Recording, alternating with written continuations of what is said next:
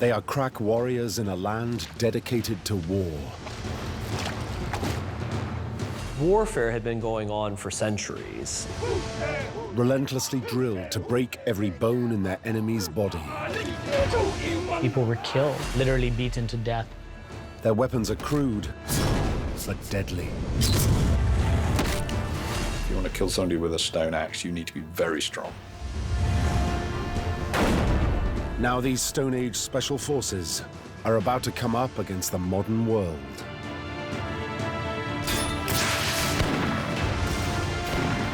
The arrival of the British is going to change everything. What happens next will go down in history.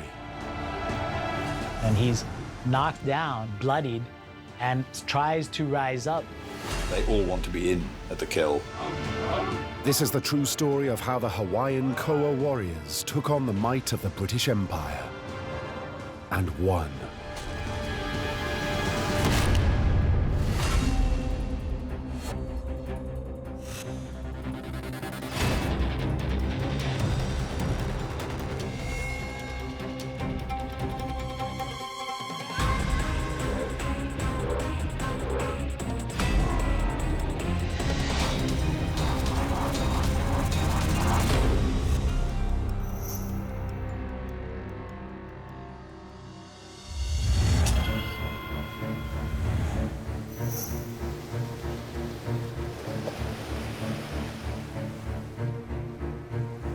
Two Royal Navy ships.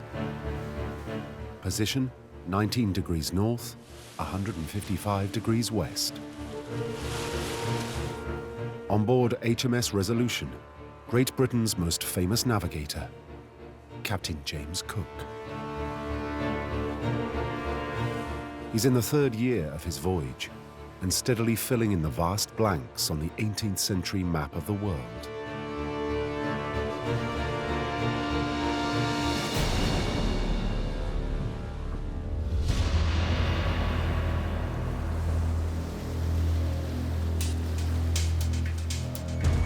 A few degrees south of the Tropic of Cancer, land is spotted.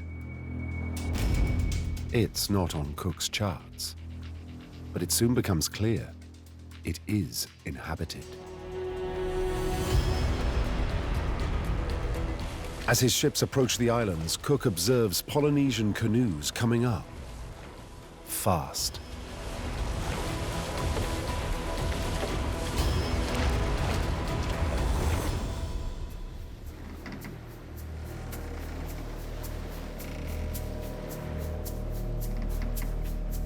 But the islanders bring gifts. They want trade, not war. Cook honors their chief, but it's the man standing next to him that really catches his attention. His name is Kamehameha.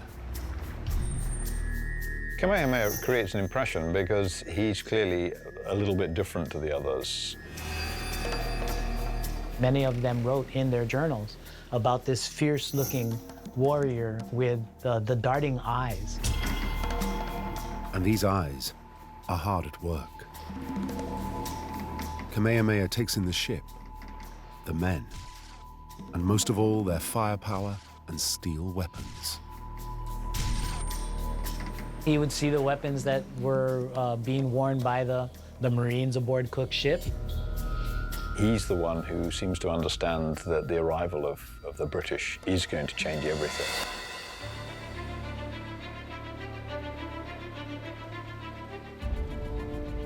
Cook and Kamehameha will meet again. Cook's state-of-the-art force and Kamehameha's Stone Age warriors are on a collision course.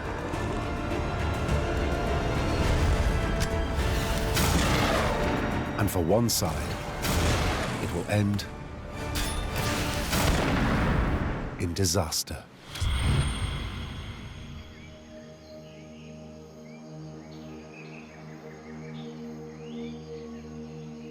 The story starts in this previously uncharted land James Cook calls the Sandwich Islands. Kamehameha and his warriors use the name we know it by today, Hawaii. To outsiders like Cook, Hawaii may seem like a tropical paradise. But cut off from the rest of the world, this society has become dominated by armed conflict.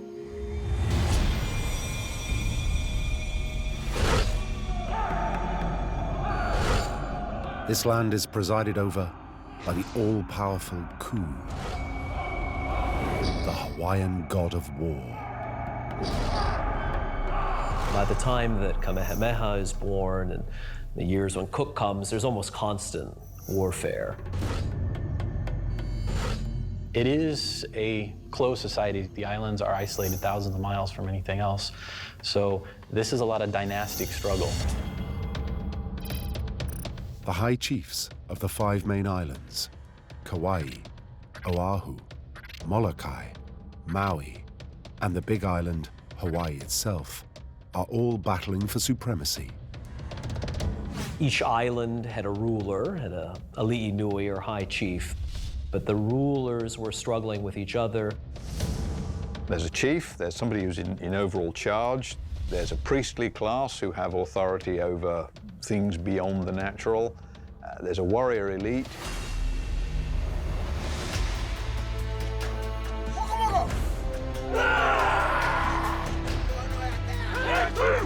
These elite warriors are hand-picked from the nobility, the ali'i. They are Hawaii's special forces.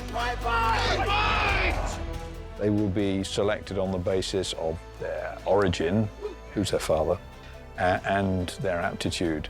So are they the right stuff to make warriors? They are both the chief's personal bodyguard and his champions in battle. They are called the Koa warriors.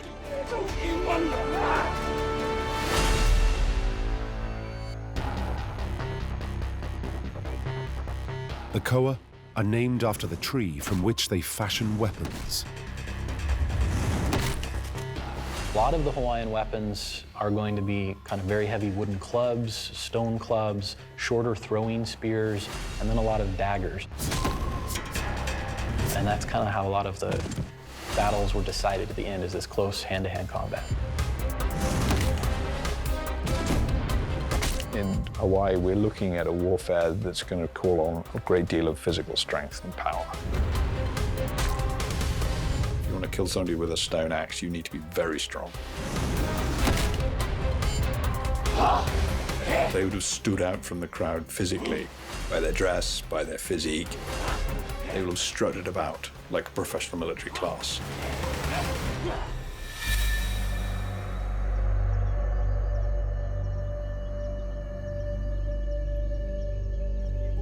But Koa warriors are not simply mindless killing machines.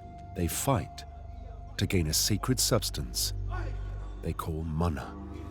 It's probably most easily defined as spiritual energy or spiritual power. It's like a life force or, life essence. But it was also something that could be increased through warfare. Mana is gained by victory on the battlefield. One of the features of Hawaiian fighting would have been not only to increase your mana, but to insult or to challenge your opponents as well, and to reduce their status through warfare. Defeat in battle leads to an instant loss of mana. If they fail in war, they will lose their status, and they could be reduced to slavery. So they need to be very good.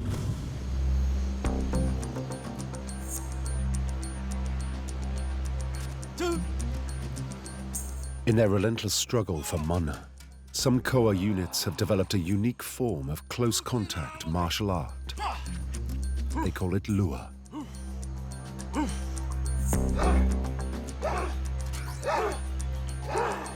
Well, lua is the bone-breaking and joint-dislocating arts of the Hawaiian chiefs, the nobility. In the 19th century, the violent art of lua was suppressed and went underground. Today, its secrets are being passed on to a new generation by a handful of grandmasters, such as Mitchell Eli. Strike to the neck. We'd like to demonstrate for you now the fighting art of the lua. Akakau. There's the break of the little finger. In the thumb, dislocation of the wrist, breaking of the elbow, and finally dislocation of the shoulder.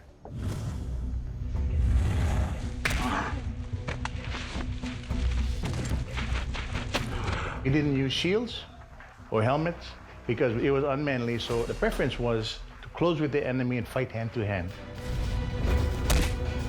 Then you right up in each other's face, and no guy that strikes the best blow, the killing blow, just wins.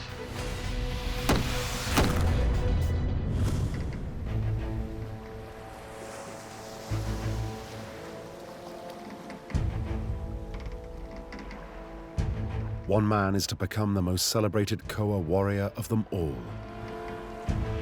Kamehameha, the man who stood out on Cook's ship. Legend has it that this man was destined for greatness.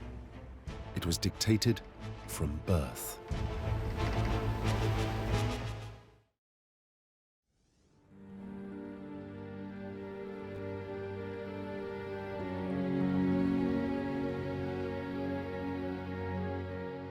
We don't know for certain when he was born, but the ancient Hawaiian records indicate that there was perhaps a comet, and we know that Halley's Comet comes in 1757 or 1758.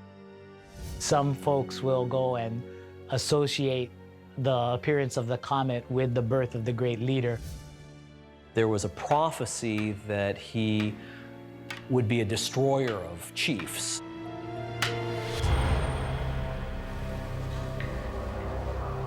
The High Chief feels so threatened, he decides to act against the child, even though it's his own nephew. He immediately ordered that the child be killed. And so Kamehameha's family and his supporters actually hid the child.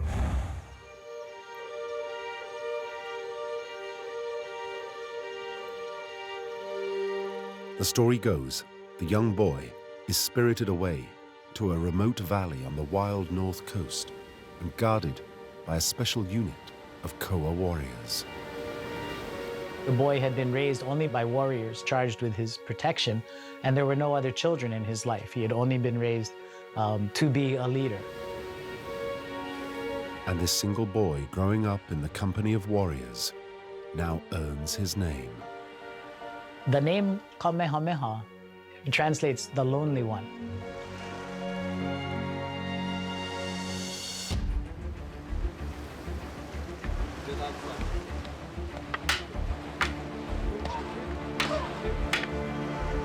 The young boy is relentlessly drilled in the way of the Koa, and it becomes clear he has the makings of a mighty warrior.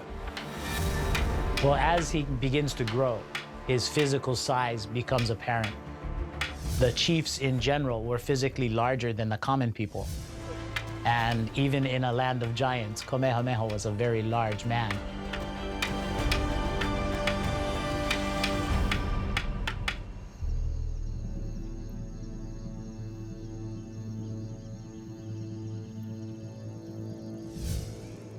Hawaiian tradition states that it's now that Kamehameha determines to grasp his destiny.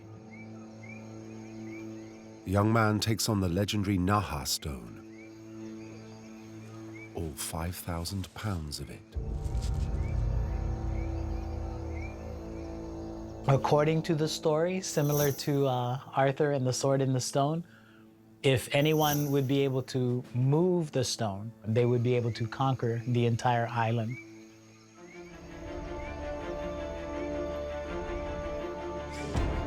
Down the years, countless warriors have taken up the challenge of the Naha stone, but all have failed. Until now.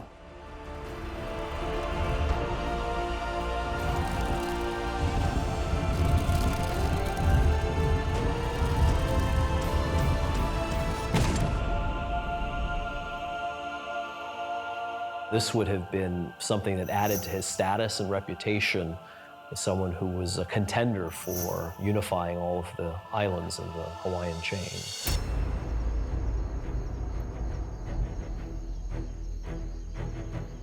Kamehameha now proves his status as a great warrior when Hawaii wages war on neighboring Maui.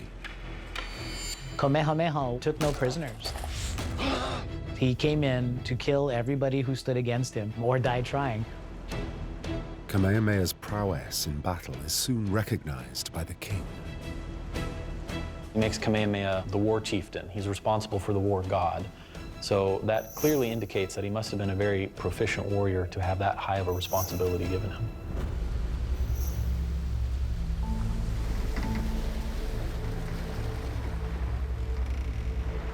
When the British arrive, the young Koa commander knows exactly what his job is.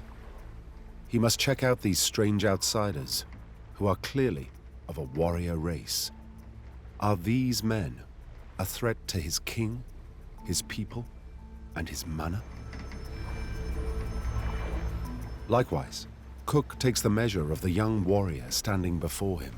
He realizes, if there is trouble, this is the man to watch.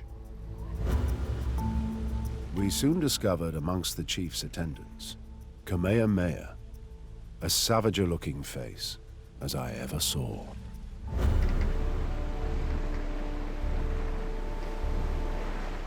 Cook badly needs to go ashore to resupply his ships. But if there's any clash with the warriors, he realizes he will be outnumbered. Cook decides to show them if there is a fight, he's the one who will always have the upper hand. Cook ordered that the cannons be fired to give a display of power, and they loaded powder, but no ball, and gave the command. Bosun, fire when ready. Fire!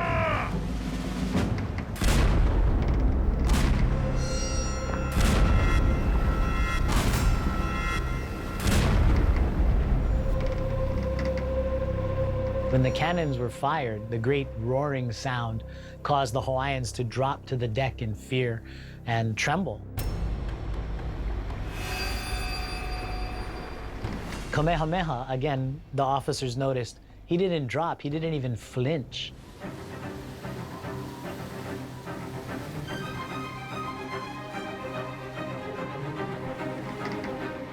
But Cook simply doesn't seem to consider that Kamehameha is any real threat. He gets down to business, circumnavigating and meticulously charting the Big Island before entering the broad shelter of Kealakekua Bay.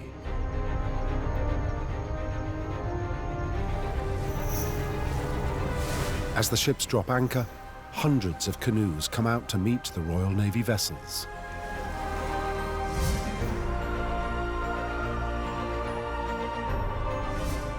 It seems like the whole of the world has come on board the ship, and these 300-ton vessels are starting to move around a bit and start to heel over. There are so many very big Polynesian people on board them. And everybody's very enthusiastic. There's something which isn't, it's not a greeting, it's not a trading opportunity, it's a religious event.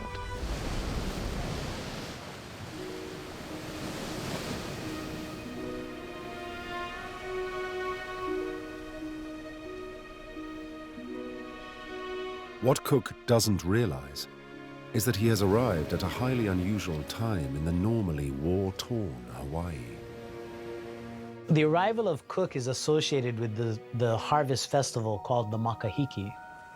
Makahiki was associated with the god Lono, who was the god of agriculture and also, in a sense, the god of peace. And so during this time, there would have been no warfare. Cook's ships have moored in a bay directly linked with Lono. Kealakekua literally means the pathway of the gods. Lono was a fair-skinned god. He promised he would return on floating islands. So when Cook's ships were spotted with the great sails billowing from the yardarms, it was assumed these were the floating islands of Lono finally coming to return. There certainly is quite a bit of evidence to show that the Hawaiians believed that Cook was Lono. Some would argue that he was treated almost as a god. Some Hawaiians, there's accounts of them basically prostrating themselves on the ground in front of him.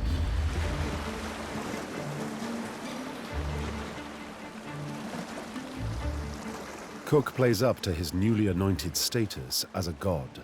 Being Lono is proving highly profitable in securing some badly needed supplies.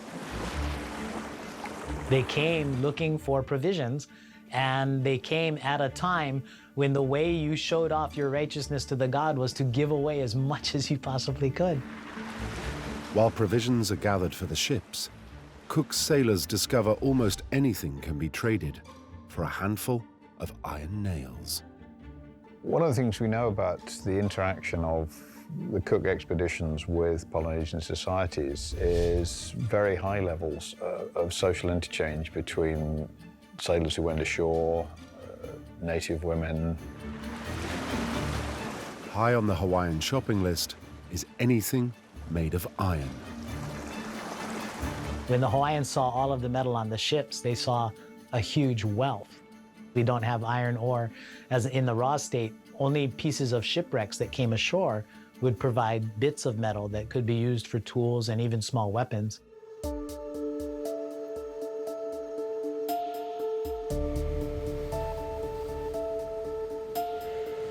But not everyone is caught up in this flurry of sex and hard bargaining. The one group in this society that doesn't have a great deal of trade are the warriors, because the British don't need any warriors, and the warriors don't have anything that the British want.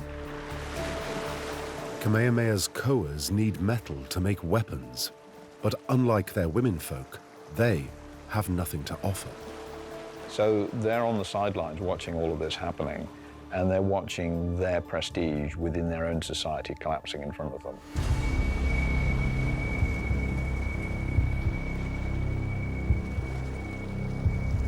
During Makahiki, the warriors are forbidden to wage war, but they are determined to put on a show of strength.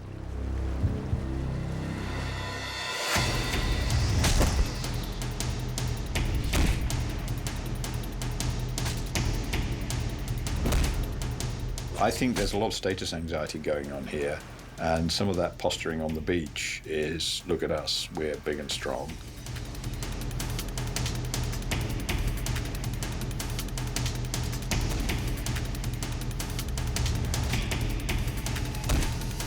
Cook's men describe it as a boxing match. But this goes way beyond sport. Frequently, people were killed in these matches, literally beaten to death.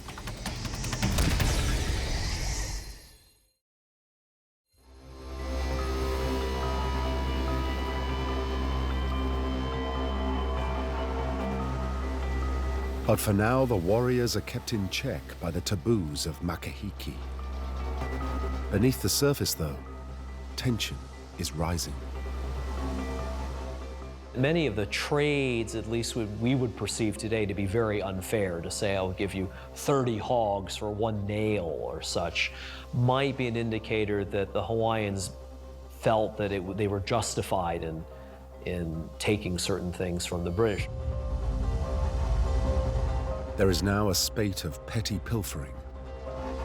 The warriors begin to display an attitude the British describe as too much bordering on insolence. There's an account written in one of the journals that the British had sort of been exploiting the Hawaiians for resources, and one of the Hawaiians rubs the belly of a British sailor and says, well, it seems like you're about full now, it's time for you to move on.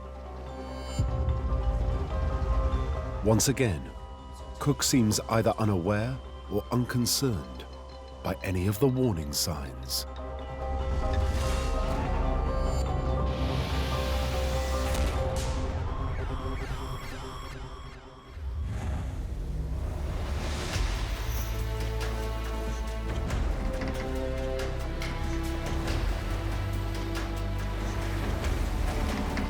After 16 days in Hawaii, Cook finally sets sail. The great explorer returns to his primary mission, to discover the elusive Northwest Passage believed to be located in the frozen wastes of North America.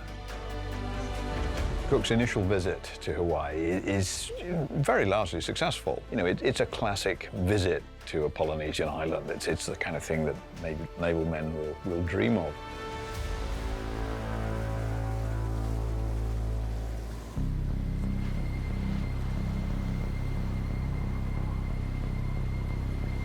After leaving the shelter of Kealakekua Bay, fate now intervenes.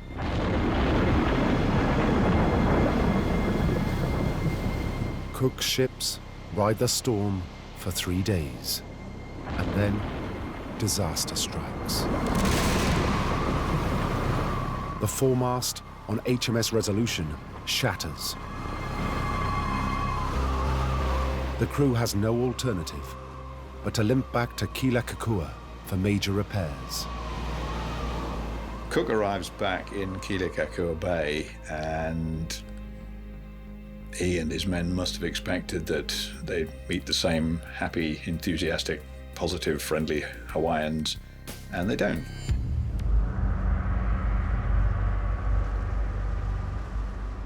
For Kamehameha and the Hawaiians, the strange return of Lono is profoundly disturbing. According to their religious beliefs, this simply shouldn't happen. Rather than being open and friendly, most of the people recede and hide from the ships instead of welcoming them.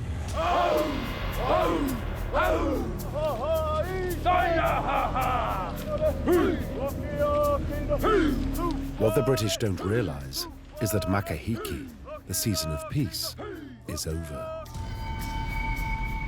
It's a different time of the year, it's a different season, and nothing is going to be the same second time around.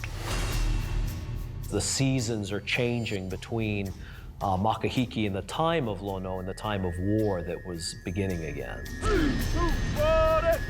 At long last, the warriors can shake off the religious taboos of the god of peace. They know there is now one clear way to regain status. Their all-important mana. The Koa must take on the men who have undermined their authority. The British, led by their chief, Captain James Cook. They're checking the British out. They want to know if these are really warriors. Because most of the British crew, the Marines, and even the sailors, are not going to look very impressive physically to the Polynesians.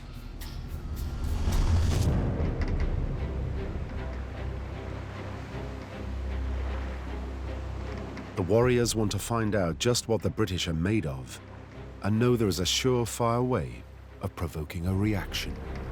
Things start to go missing from Cook's ships. The British had things that they wanted, and the easiest way to get them was to pick them up and carry them away. They had no moral compunction in stealing. Theft is actually a skill in the Hawaiian culture. In the Polynesian culture, there are people that are famous thieves. You need a thief from time to time. And unlike on the first visit, it's no longer petty pilfering. Now the Hawaiians steal items essential to the success of Cook's mission and the safety of his men. Tension boils over when a warrior makes off with a blacksmith's chisel and tongs.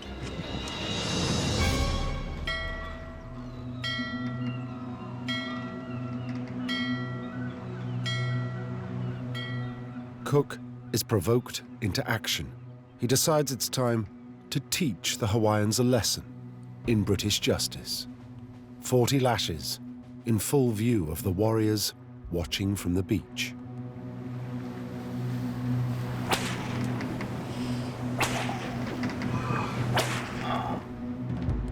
The uneasy peace is now seriously under threat.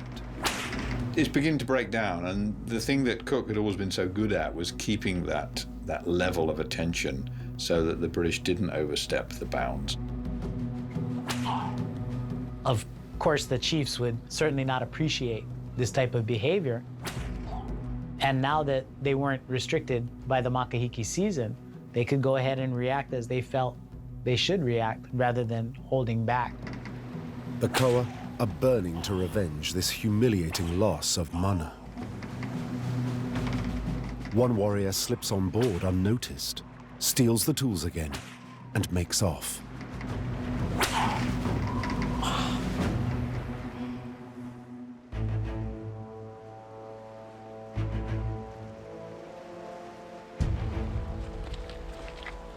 Now it's Cook's turn to taste humiliation. He swiftly assembles his squadron of Marines.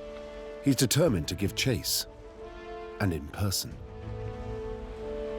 He's laughing at Cook, not because it's funny, but because he's trying to humiliate. He's saying, come on, run, catch me, This is a game. It's a very dangerous game, but it's a game. The veteran commander and his fully laden Marines stand no chance of catching the strapping young warrior. The British would be frustrated. They would not be able to chase down the thief. So the idea of being able to steal something and get away with it was quite the game for the Polynesians. And the object of the game is to provoke a response from the British. The thieving is not about the goods, it's a challenge. Stop it!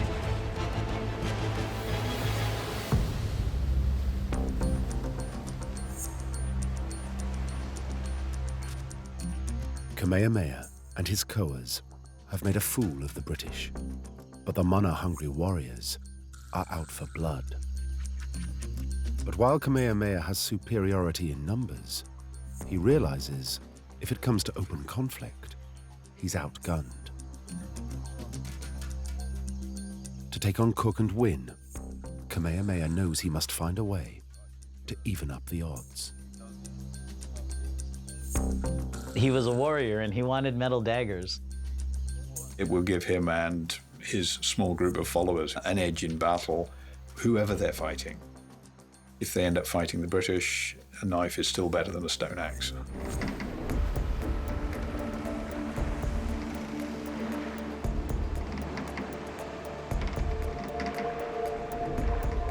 Kamehameha has worked out his game plan. He doesn't even need to steal the knives. He'll get the British to simply hand them over. Kamehameha comes on board in his outstandingly striking feather cloak, and he wants something. He wants 9 knives. Such exchanges are commonplace during Cook's Pacific voyages. To his second-in-command, Charles Clerk, there is nothing sinister about Kamehameha wishing to trade a valuable cloak for knives. They're a standard tool for almost all kinds of work that you do with wood, with rope, and most of the Polynesians who acquired knives use them for pretty much everything.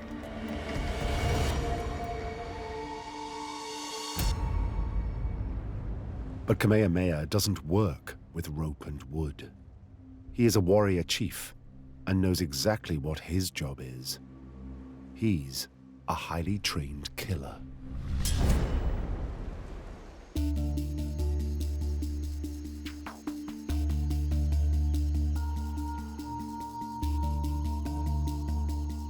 Kamehameha passes out the new weapons to his squad and now reveals his plan to take on the British. It's a covert operation, aimed at striking right into the very heart of Cook's camp. Kamehameha's bold scheme is to steal Captain Cook's most important boat, the ship's cutter. The boat is how you survey, it's how you chart, it's how you go ashore to get food and supplies. And they will take this indispensable boat from right under the very noses of the British. It's the sort of thing that you would have to associate with the warrior group. They're the people with the training, the expertise, and the sensibility that would lead them to do something dangerous like this. Kamehameha's strategy is simple. He wants to anger Cook into overplaying his hand and provoke him into making a strategic blunder. By stealing the cutter, the Hawaiians will have known that this was going to annoy the British far more than anything else they'd attempted to steal before.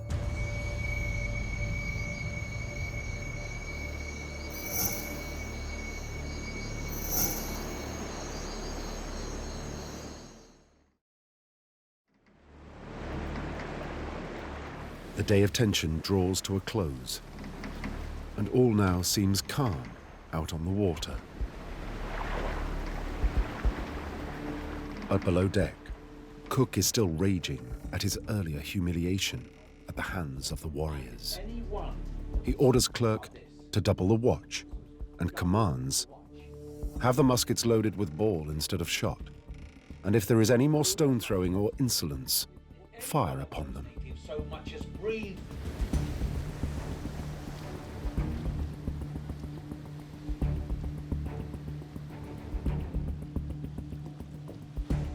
Down below, a lone Koa warrior is stealthily moving in.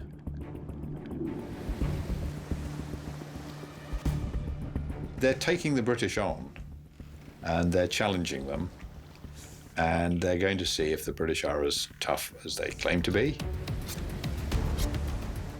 The consequences of challenging the British are not predictable.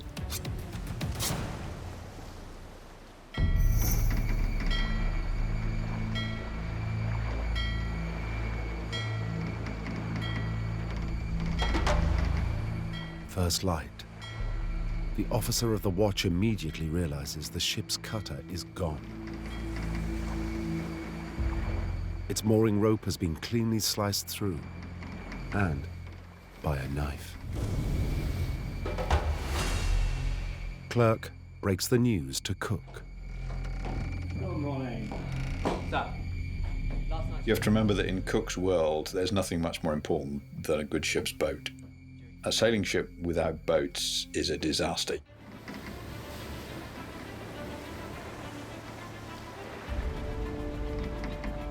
Cook quickly comes up with his strategy to get his boat back. Cook wanted to make an example, and his decision was to kidnap the Ali'i, or the king of the Big Island, in order to get the cutter back. And this, in hindsight, maybe seems like a very bad idea. Clerk desperately tries to make Cook change his mind, but the veteran commander is adamant. So he's going to use the full ceremonial of taking his Marines, his red-jacketed soldiers, his elite warriors, as it were, ashore. He's going to use the overwhelming firepower at his disposal to intimidate the Hawaiians, and there's now a danger that something is going to get out of control.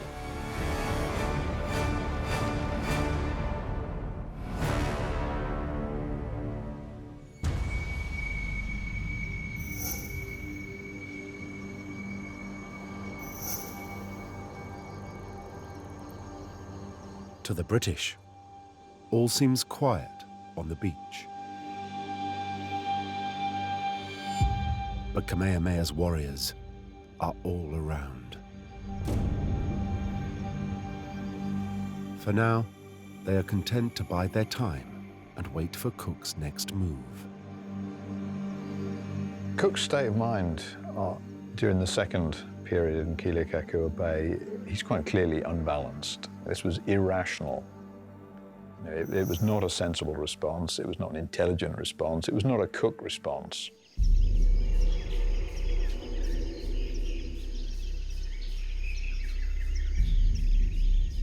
When Cook marches into the royal compound, he immediately quizzes the king about the missing cutter. Kalaniʻopuʻu isn't aware that it's been stolen. He was asleep during the entire incident. Nobody asked him. They just did it. So he's a little bit confused as to what's going on. Cook tries to get the king to come with him. The king doesn't defy Cook, but his attendants and such are very worried about this situation. Kalaniʻopuʻu seems under the impression that Cook is inviting him to visit his ship. And initially, he is more than happy to go along with this proposal. But as the party approaches the seafront, the king starts to waver. He becomes confused, and so he shows his refusal by sitting down in the trail right in front of Cook. Despite his rage, Cook backs off. He realizes manhandling the ruler of Hawaii is not his best move. Cook is a practical man. He sees that the chief is refusing and immediately decides to scrap this plan. We'll go back to the ship, we'll come up with plan B. Cook is about to order his men back to the boats, and then...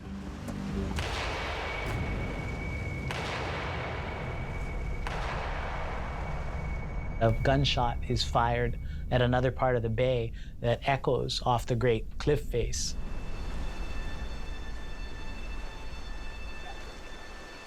Now news reaches the king. He hears that a British unit at the far side of the bay have shot a warrior chief, dead. Now, when word of that came to where Cook and his men were, the tension was increasing.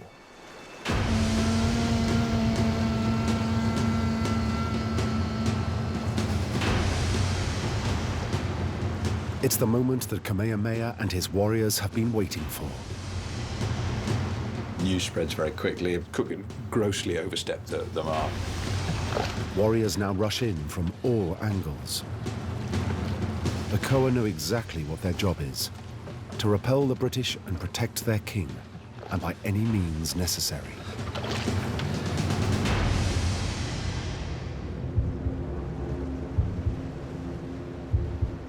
The Hawaiians become more threatening. A very large crowd gathers, and Cook is now in a very difficult position.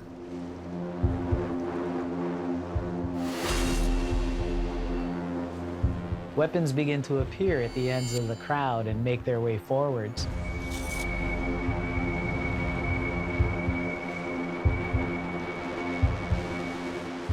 Cook and Phillips face the Hawaiian crowd, and now the standoff becomes quite close.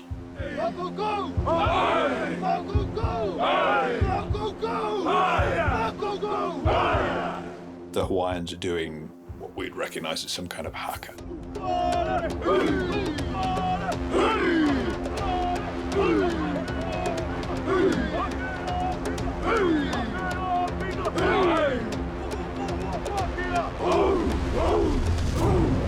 Somebody steps out of the crowd. It's a very short range.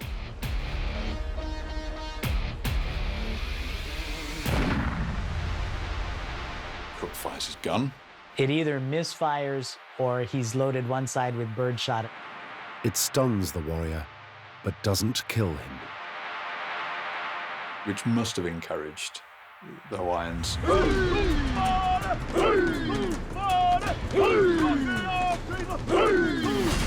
Now another warrior runs forward, this time towards Marine Lieutenant Molesworth Phillips. The crowd was absolutely boiling. This is what being a Koa warrior is all about. Years of intense training now kick in, automatically.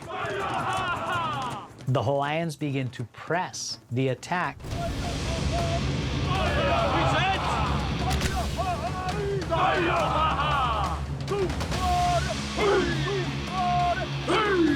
And the Marines begin to fire into the crowd.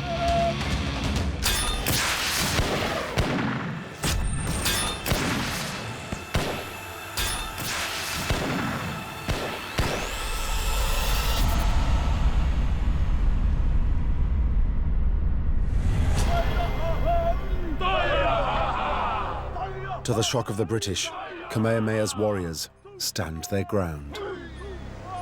Cook's men underestimated the reaction of the Hawaiians to Western weapons, and it was not something that deterred them. The ship can't fire to cover them, and the crowd surges forward.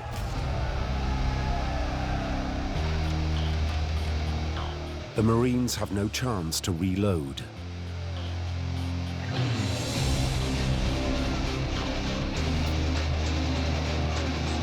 The order goes up to retreat to the boats. Cook moves back to the water's edge, but suddenly he stumbles.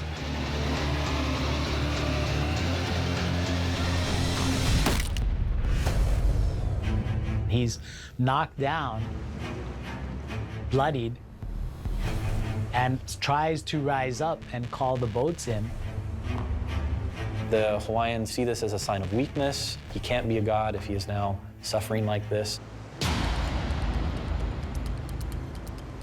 And once they see him bleeding, the call goes out that he's a man, just like any other man. And he's leapt upon in great numbers. He's stabbed, almost certainly with one of the blades that Kamehameha has exchanged with Clark only days before. They're taking daggers out of one guy's hand so they can use it to poke holes in him. When they take him down, they all want to be in at the kill.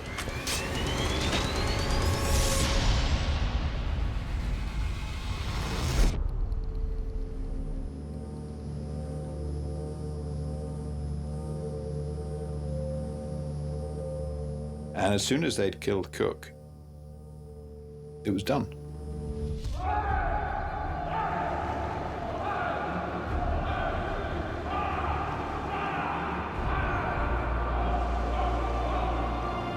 Kamehameha and his Koa warriors have taken on the might of the British Empire.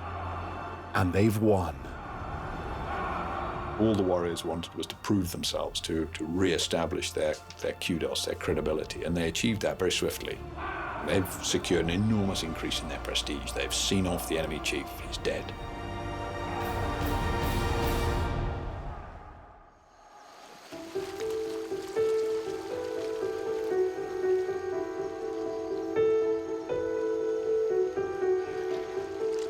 Ironically, their triumph over Cook is the beginning of the end for the Koa warriors.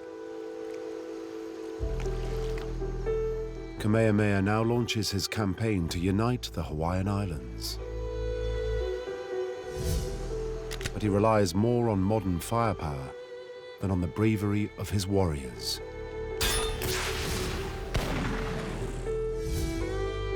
Kamehameha finally succeeds in uniting all the Hawaiian Islands in 1810. And now the writing is on the wall for the Koa warriors. Once unification happens, there is really not the same sort of need as there had been for warrior classes. After unifying the island, I think the society starts to change. The warriors' lust for war and mana is replaced by a new Hawaiian spirit. It's called aloha, signifying peace, compassion, and mercy. Aloha encapsulates modern Hawaii, a tropical paradise attracting visitors from all across the world. But in recent years, many are now rediscovering that very different Hawaii. The land of proud, skilled, and fiercely independent warriors.